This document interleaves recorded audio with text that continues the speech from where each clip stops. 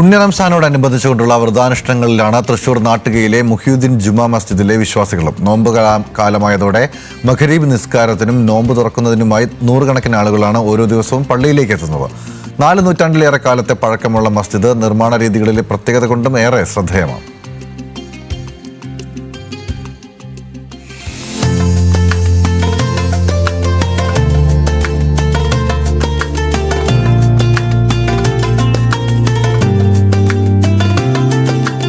തൃശൂർ ജില്ലയുടെ തീരപ്രദേശങ്ങളിലൊന്നായ നാട്ടികയിൽ നൂറ്റാണ്ടുകൾക്ക് മുൻപ് വടക്കൻ കേരളത്തിൽ നിന്നുമാണ് മുസ്ലിം മത വിശ്വാസികൾ എത്തുന്നത്.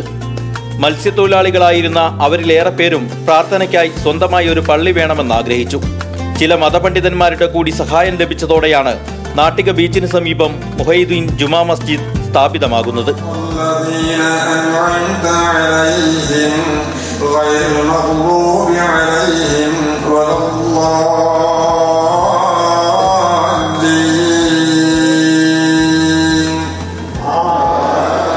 നാട്ടികയുടെ ചരിത്രം പറയുകയാണെങ്കിൽ ഒരു 500 വർഷത്തോളം പഴക്കം ഈ പള്ളിക്കുണ്ട്. ഈ നാട്ടിലെ എല്ലാ ജാതി മതഭേദമന്യേ എല്ലാവരും ഒരുപോലെ ഇവിടെ അംഗീകാരം കിട്ടുന്ന ഒരു പള്ളിയാണ്. മുസ്ലിങ്ങൾ മാത്രമല്ല, എല്ലാവരും. വിശ്വാസപരമായും ചരിത്രപരമായും നാട്ടികയിലെ മുസ്ലിം ജനവിഭാഗങ്ങളുടെ ജീവിതത്തിന്റെ ഭാഗമായ മസ്ജിദിൽ ഏറെ പ്രാധാന്യത്തോടെയാണ് റമദാൻ നോമ്പ് വിശ്വാസികൾ ആചരിക്കുന്നത്.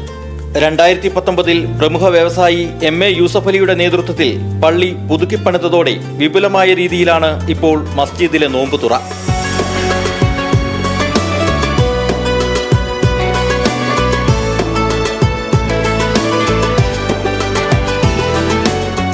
നാട്ടികയിലും പരിസര പ്രദേശങ്ങളിലുമായുള്ള നിരവധി ആളുകളാണ് പ്രാർത്ഥനയ്ക്കായും നോമ്പ് തുറക്കുന്നതിനായും ദിവസേന പള്ളിയിലേക്ക് എത്തുന്നത്.